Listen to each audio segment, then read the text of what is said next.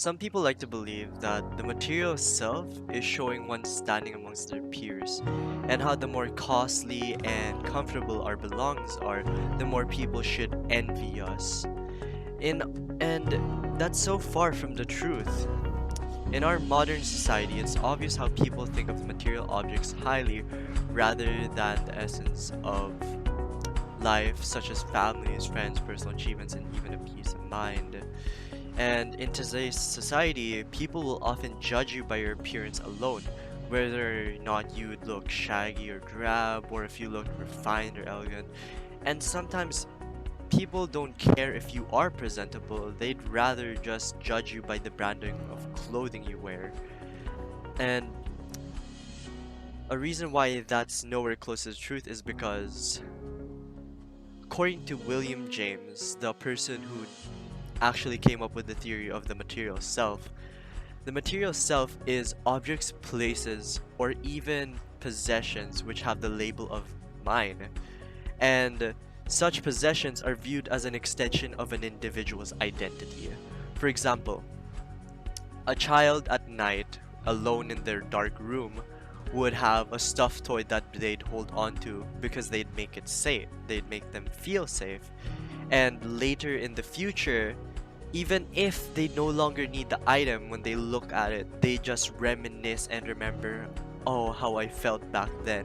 Even if it doesn't have even if it doesn't have the same attributes, or it's lost its effect over time, it's still part of you. You remember this object as something that kept you safe at night. Even nowadays you don't need it, or it's not even associated to you in such a way anymore. It's more of the thought or the memory or the experience you've had with it, or how you projected your insecurity or your confidence into the item. Like, for another example would be the clothing we wear. The adolescents of today have often been described as the most materialistic group in history. Many teenagers nowadays are very status quo, admittedly, so am I. And to boost their social standing amongst their peers, they often feel under pressure to acquire the latest technology or the trendiest brand names for them to be recognized because of how their possessions associate a part of their self-worth.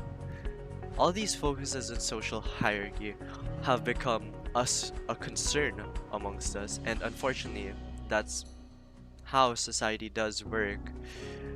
And even though few people are content with what they have and probably already have, I don't believe that happiness can be bought out by material possessions, but rather the emotions and values we tie towards it. And the fact that not everyone is financially capable of getting anything they want, it's important to think about not pushing ourselves to have so many things that we don't even need, because they'll rid us of debt by shopping load or just because of a temporary benefit.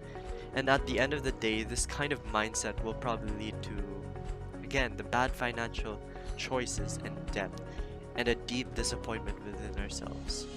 Inspiring youth to pursue a life of greater worth, and a life not characterized by impulsive need for possessions, but by their acts and aspirations, could well save them from financial pressures and false promises of happiness. It's hard to keep teenagers out of the materialistic trap because of society's rising culture of needing to buy more. Ads that constantly try to target the younger demographic, and the tendency of teens wanting to fit in. However, teens and the younger demographic, they haven't developed their list of priorities or spending patterns either. And parents and other adults should have the potential to influence their feelings and others about materialistic desires before they're debt-ridden and in serious trouble. It is essential to have a simple set of goals to prevent being swept up in a world full of materialistic people. It's alright no matter what you wear. You don't have to wear expensive clothing to fit into a party. You'll find your people by being true to yourself. true to others, and true to your financial self. Since it's hard to be pretentious and put on a facade to make people respect you anyway, you should work to achieve financial stability, maybe even prosperity, and to achieve all your goals, and only including the material things that you wish to possess yourself as probably a side goal. As long as we don't depart from the real meaning of life and our intent as to why we exist in the world. In the end, parents need to tell their children that what matters most is who we are, not what we own, and to respect our own characteristics and aspirations and strengths, so that we can see that the possessions in our lives do not dictate success, but the accomplishments and the road we pave for ourselves. We must teach them and ourselves that the best things in our lives are the ones that we do for us and ourselves.